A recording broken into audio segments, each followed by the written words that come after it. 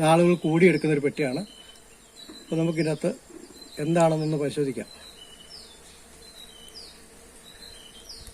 മുട്ട ധാരാളം കാണുന്നുണ്ട്, മുട്ട ധാരാളം ഉണ്ട്. നല്ലൊരു പെട്ടിയാണ്. തേൻ നമ്മളിപ്പോൾ എടുക്കുന്നില്ല, കാരണം തേൻ ഇപ്പോൾ എടുത്തു കഴിഞ്ഞാൽ റാണി നഷ്ടപ്പെട്ടു പോകാൻ സാധ്യതയുണ്ട്. അതുപോലെ നമുക്ക് ഇതിനകത്ത് അല്ലാതെ തന്നെ നമുക്ക് റാണിമുട്ട ഇഷ്ടംപോലെ കാണുന്നുണ്ട്. നമുക്ക് കാണിച്ചു തരാം. ഇങ്ങോട്ട് എത്തിച്ച് ഇതുണ്ടോ, സാധാരണ നമ്മൾ റാണിമുട്ട അടിക്കുമ്പോൾ വെള്ള മുട്ട, ഇതുണ്ടോ ബ്രൗൺ മുട്ടയ്ക്കകത്ത് വെള്ള മുട്ടയിലാണ് റാണിമുട്ട അടിക്കുന്നത്.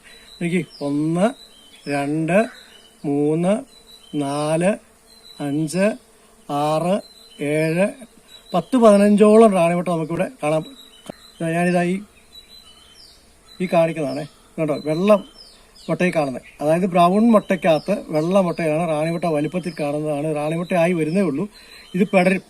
ഇത് പെടന്ന് കഴിഞ്ഞിട്ട് രണ്ടാമത് ഈ വെള്ളമുട്ട പോലെ ആയി കഴിയുമ്പോഴാണ് ഇത് നമ്മൾ എടുക്കേണ്ടത്. അപ്പോൾ ഈ വെള്ളമുട്ടയ്ക്കകത്ത് നമുക്കിപ്പോൾ റാണിമുട്ട കാണാൻ സാധിച്ചിട്ടുണ്ട്. നമുക്ക് ഒന്ന് നോക്കാം. നമുക്കിവിടെ ഒരെണ്ണം, ഇവിടെ ഇപ്പോൾ എവിടെയോ ഒരെണ്ണം ഇപ്പോൾ ഞാൻ കാണണ്ടല്ലോ.